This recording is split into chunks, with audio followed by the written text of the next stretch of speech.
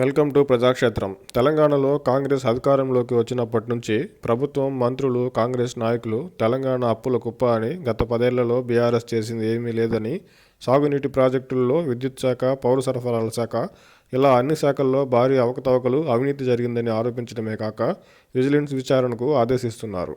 ఇంతవరకు స్వాగతించాల్సిందే అయినా కొన్ని ప్రాజెక్టులలో మిగిలి ఉన్న 10% పనులకు సైతం టెండర్లు రద్దు చేశారనే వార్తలు, మరికొన్ని ప్రాజెక్టుల రీడిజైన్ పేరుతో ఆపేస్తున్నారనే విమర్శలు ఒకసారి పునఃపరిశీలించాలి. గతంలో బీఆర్ఎస్ చేసిన ప్రాజెక్టుల రీడిజైన్లను వ్యతిరేకిస్తున్న కాంగ్రెస్ తిరిగి ప్రాజెక్టుల రీడిజైన్లు, రీటెండర్లు అంటే కాలయాపనతో పాటు ప్రాజెక్టుల వ్యయం పెరుగుతుంది కదా. కనీసం గత 6-7 సంవత్సరాలలో తెలంగాణ ఎప్పుడూ తాగునీటి అవసరాల కోసం ఎగువ రాష్ట్రాల వైపు చూసింది లేదు.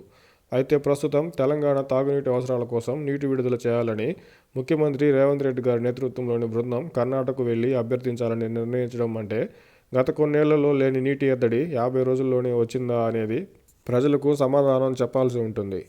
దాంతోపాటు అక్కడక్కడ ఎరువుల కొరత, ఎరువుల కోసం క్యూ లైన్లు అక్కడక్కడ కనిపిస్తున్నాయి. కాంగ్రెస్ అధికారంలోకి వచ్చాక గతంలో బీఆర్ఎస్ చేసిన అన్ని పథకాలు, ప్రాజెక్టులు, ఒప్పందాలు తప్పు అని, అప్పులు తప్ప ఏమీ లేదని ప్రజలకు చెప్పడంలో కాంగ్రెస్ ప్రభుత్వం, మంత్రులు, నాయకులు తీవ్ర ప్రయత్నాలు చేస్తున్నారు. అందులోని రాజకీయ కోణాన్ని పక్కకు పెడితే ప్రజలకు ప్రభుత్వం చేయని పనిని చేశామని చెప్తే ప్రజలు ఎలా హర్షించరో, అలాగే గత పాలకులు చేసిన పనిని ఇప్పుడు చేయలేదంటే కూడా ప్రజలు అలానే హర్షించరు. బీఆర్ఎస్ పాలనలో సాగునీరు, భూగర్భ జలాల లభ్యత పెరగడం, పంట సాయం అందించడం, విద్యుత్ కష్టాలు తీరడం, ఎరువుల కొరత లేకపోవడం రైతులకు అనుభవమే. అందుకు విరుద్ధంగా కాంగ్రెస్ ఎన్ని మాటలు చెప్పినా వృధా ప్రయాసే అవుతుంది.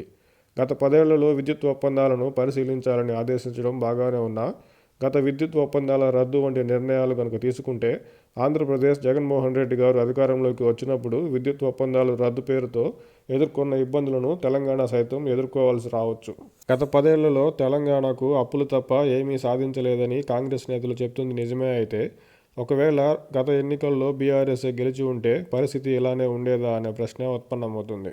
గత బీఆర్ఎస్ ప్రభుత్వాన్ని, బీఆర్ఎస్ నేతలను బదనాం చేయడానికి తీవ్రంగా ప్రయత్నిస్తున్న కాంగ్రెస్ ప్రభుత్వం నేతల ప్రయత్నాలను ప్రజలు ఎక్కువ రోజులు హర్షించరని గ్రహించాలి.